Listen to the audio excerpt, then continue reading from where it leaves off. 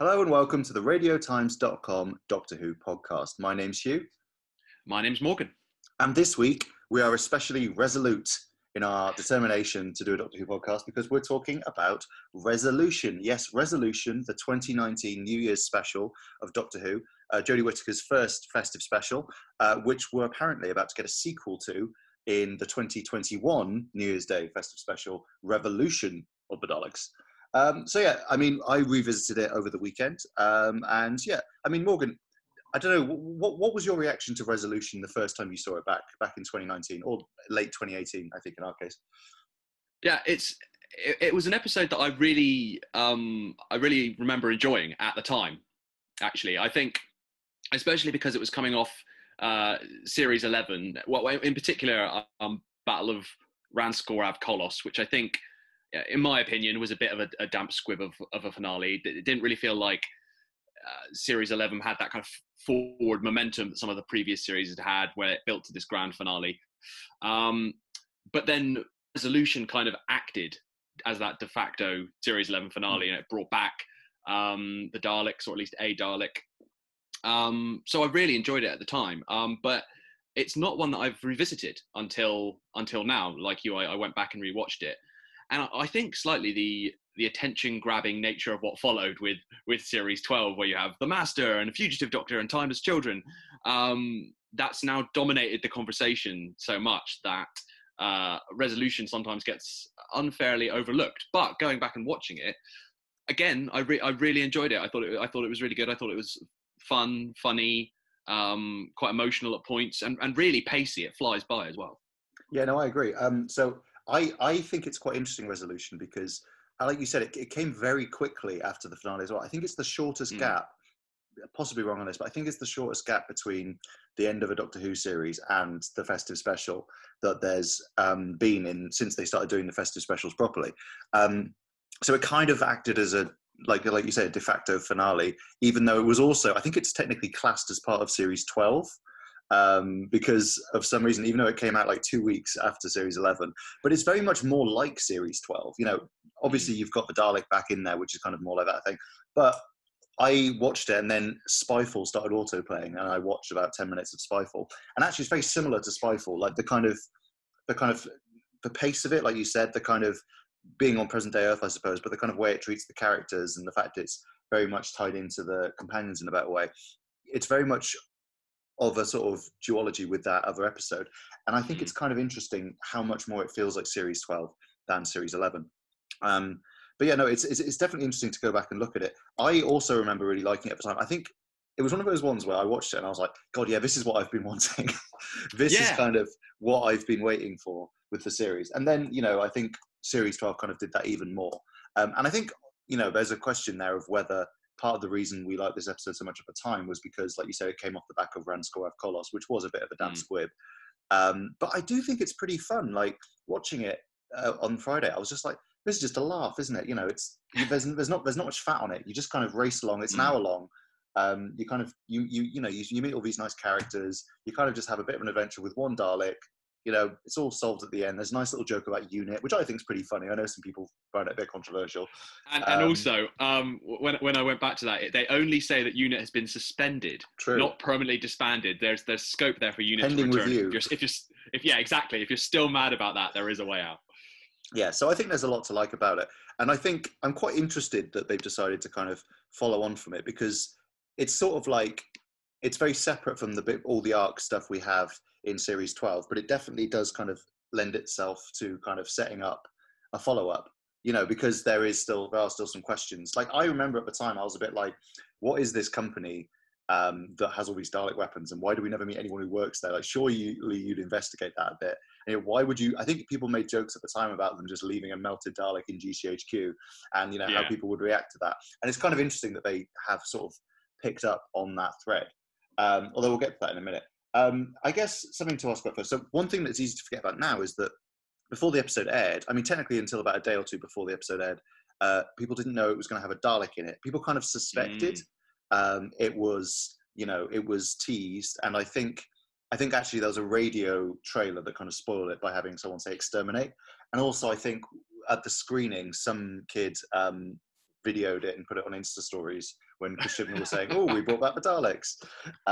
So I think that I think a few people kind of knew, but it was presented within the story as a surprise, you know. And I don't know what you think about that as an approach, because I do think it's quite interesting, but I think I think maybe they learned from it, because when they next kind of did stuff like that with Spyfall's similar in that they kind of teased it without revealing the master, but I feel like with Fugitive of the Jadoon, they had a good thing where they teased the episode bringing back the Jadoon, but then there was another twist. Whereas with this, I feel like by taking the Dalek out of the preamble, you kind of didn't have much to promote. Yeah, well, I think it's interesting. I mean, Doctor Who has a varied history of the way in which it will approach publicising the return of the Daleks, where the stories in which they feature were almost invariably called something of the Daleks, but then it was always played as a huge surprise within the story when the Daleks returned, which is a very odd approach to take, sort of neither here nor there. And with this, I mean, from memory, I think there was a teaser trailer for Resolution that was just the Doctor making reference to, oh, it's the most fearsome creature in the galaxy, and then Graham says, "Does it have a name?" And then it just sort of cuts, and you go, you know what it is, but they don't actually say it. But then I'm pretty sure there was then a tweaked version of that same trailer where I think you heard an exterminate or something along those lines. So they were kind of teasing it, and I don't know if that was whether that was always the plan to kind of drip feed the Dalek, or whether or not they thought, do you know what? Let's just go for it here. Let's publicize the fact that we have a Dalek in there, because I think on balance, I mean, there's always arguments on both sides. Like, I think, for example, slight sidebar, but I think in series 10, if they hadn't announced that John Sim was coming back, that reveal in World Enough and Time would have been so much more powerful, because that's an episode that builds and builds. But I think it would have also felt extremely strange and out of nowhere, because it wasn't really built up to in the series itself. I feel like for the casual viewer, I mean, the casual viewer wouldn't have known who's announced anyway. But I did always think, if we hadn't known it and then John Sim just suddenly emerged. I remember when we were at the screening, I think, for the series, and they like revealed it at a trailer at the end. I remember I had that like, what?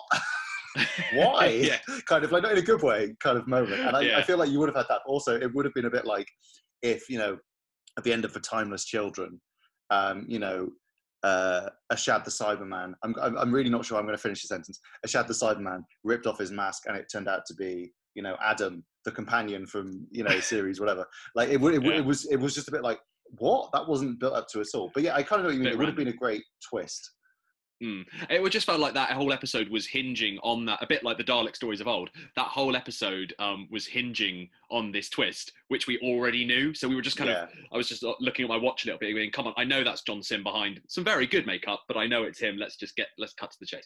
Anyway, so I feel like with Resolution and with Doctor Who in general, I think it's always better to kind of make a song and dance about the fact that you've got this you know, what your main attraction is, the fact that you've got the Daleks back in it. I mean, the thing that solved the mystery for me was when I went to the screening and Nicholas Briggs was sitting in the front row. I was like, Oh, wait. Yeah, no, I remember that. I remember seeing Nick Briggs walk in and go, oh, that's a giveaway. Yeah. Yeah, dead giveaway. I wrote that in my notes. I was like, Nick Briggs is here. We're on. No, it's kind of interesting. I spoke to Chris Chibnall and Matt Strevens recently, and one of the things they said about this episode, which I thought was really interesting, was, which I think they might have said before, that it's kind of a Dalek story in reverse. So like take Dalek, which is the kind of, you know, the revived series kind of premiere Dalek episode. You meet the Dalek, you see, you know, the Dalek doing its Dalek stuff, and then it opens up and you see the mutant within, and it's all vulnerable and stuff. And that's kind of the pattern we have on a lot of Dalek stories, especially the longer ones. And I think the interesting thing they've done with this, which they said was intentional, was they tried to do it in reverse. That so basically you kind of meet the Dalek at its lowest ebb, when it's kind of like dead essentially, and then it kind of regenerates itself very handily. Put a UV light on it, it just teleports its body from around the world. Let's not you know, delve into why that's a thing Daleks can do and why they don't do it all the time.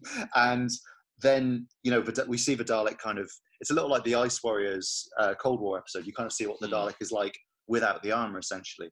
And I thought that was quite interesting. Like, it was quite interesting hearing like Nick Briggs do a kind of mechanic Dalek voice, and it's quite interesting seeing them kind of, you know, taking over people like Remy and Ratatouille and sort of making them move around and, you know, kill people rather than do nice souffles or whatever.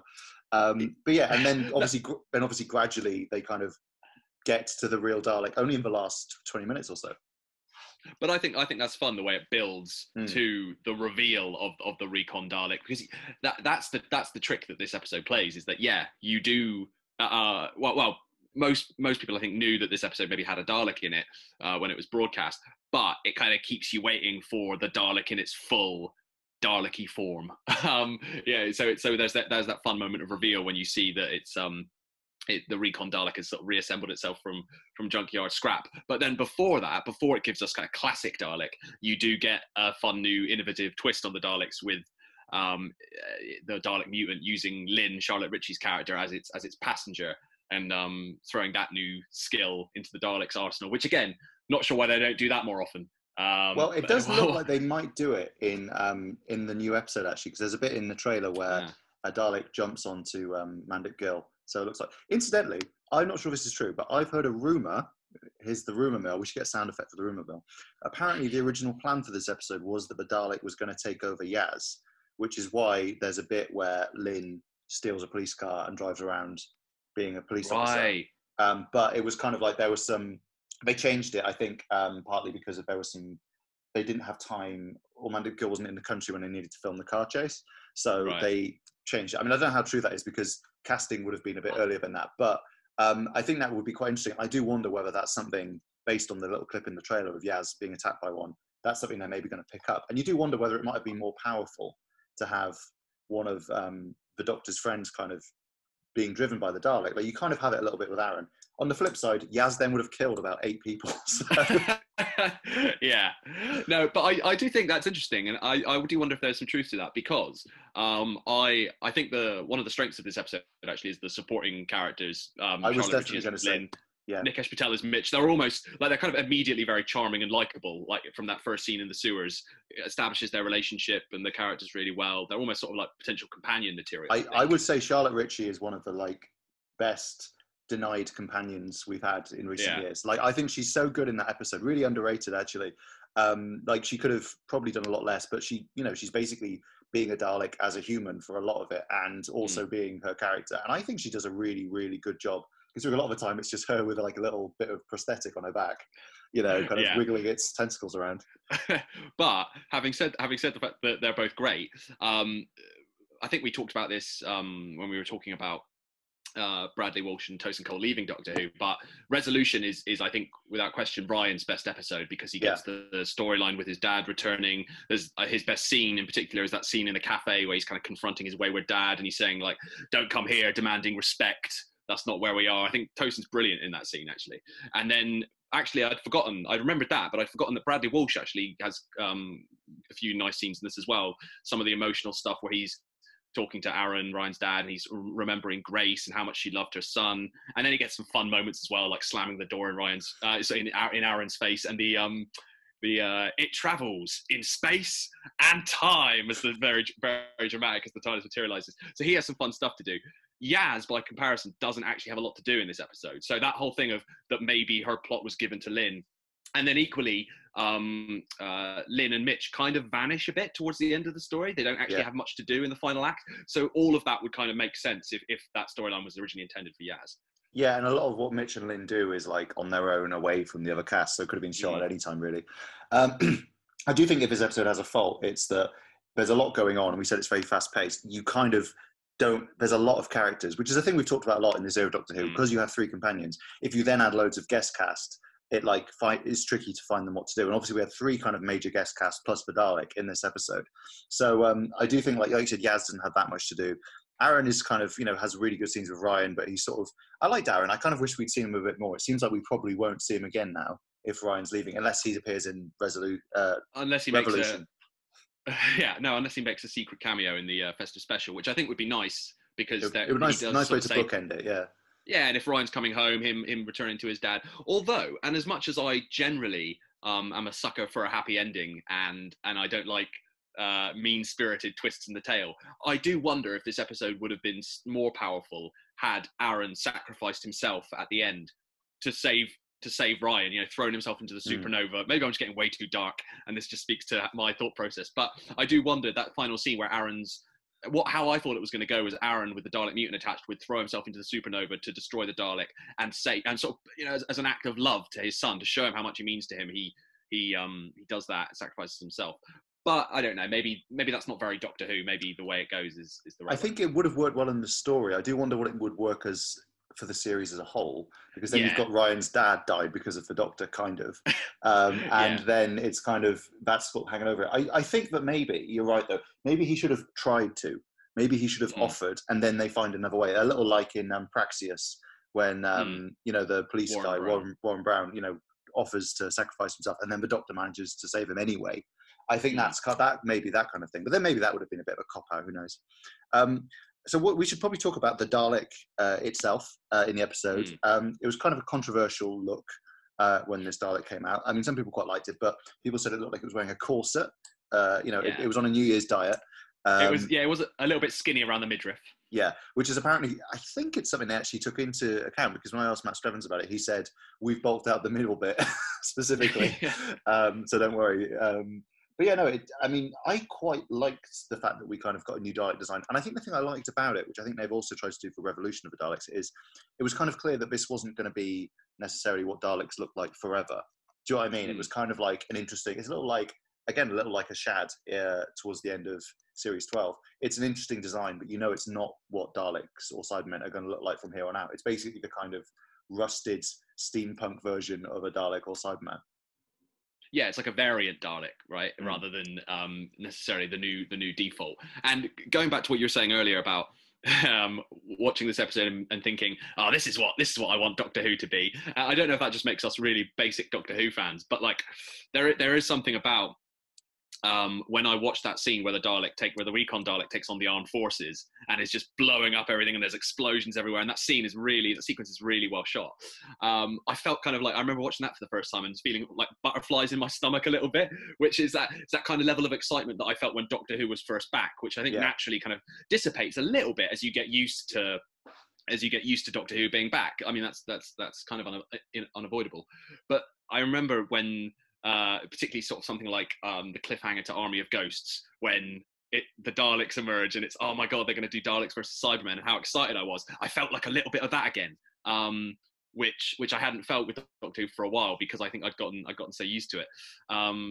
So yeah, no, I actually think I agree that the design has a few interesting quirks to it, which they do seem to have worked out for Revolution of the Daleks. The Dalek has put on a bit of bulk over Christmas, perhaps, like many of us will. But generally, I think, as I said, that the Dalek is really well handled in this story. Definitely.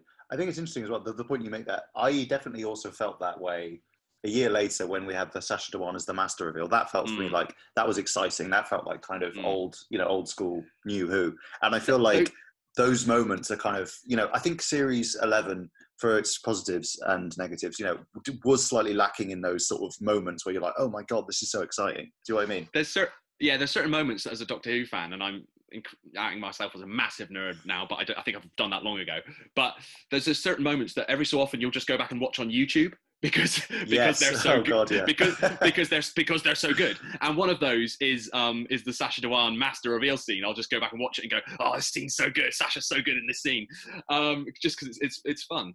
And I feel similarly about the Dalek versus Armed Forces scene in this. Yeah, I think Series 11, for all its strengths, I'm certainly not a Series 11 hater, but I feel like it, possibly because it was lacking in old monsters and that type of thing, it was missing that sense of like occasion. It was missing those big moments like regeneration scenes and the reveal of the Master that you do go back and revisit over and over.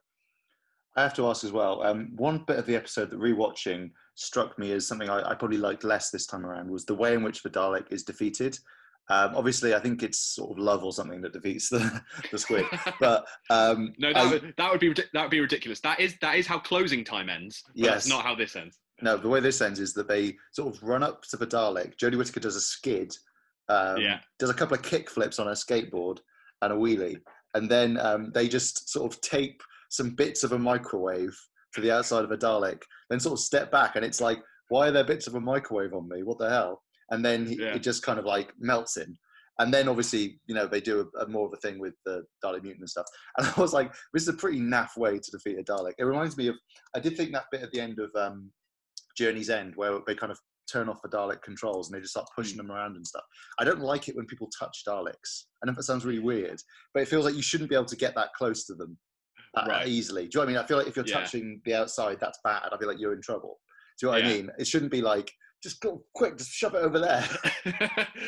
I think you're right in terms of the ending and the way the Dalek is defeated. It's a tough balance, I think, with Doctor Who, because Doctor Who is, and sometimes I get hate when I say this, but I'll stick by it. Doctor Who is kind of inherently silly a little bit. Like I kind of don't want hard science from Doctor Who. It's more sort of science fantasy in that way. Like I'm fine with reverse the polarity of the neutron flow and technobabble and that kind of thing. Having said that, if your ending lacks any kind of dramatic heft or credibility, you have to sell it right. I think if you're gonna give me a technobabble, slightly silly ending.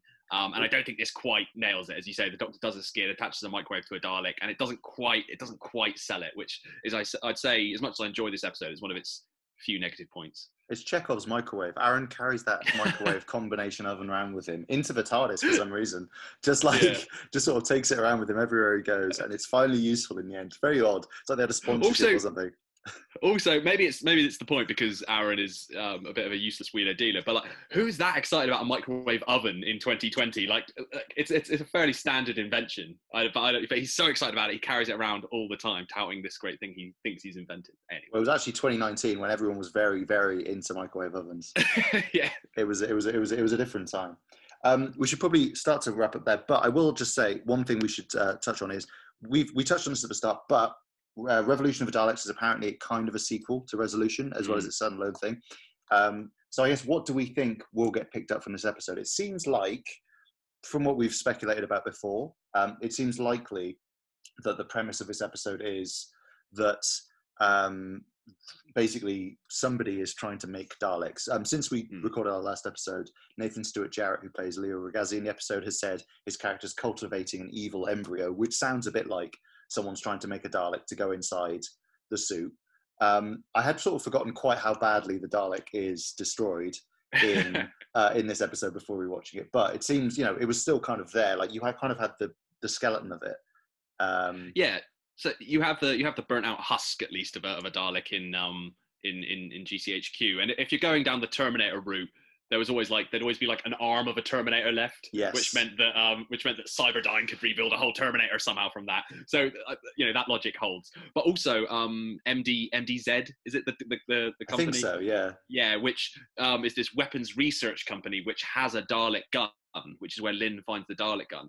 That suggests that potentially they're already developing. Right? Why do they have a Dalek gun?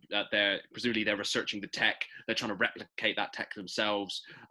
So the idea, if that is indeed what's happening, that the British government is trying to make their own Daleks, that could have been something that has been happening before the events of Resolution. That this sort of technological development, attempt to ape the Daleks, has actually been going on for a little while in the background.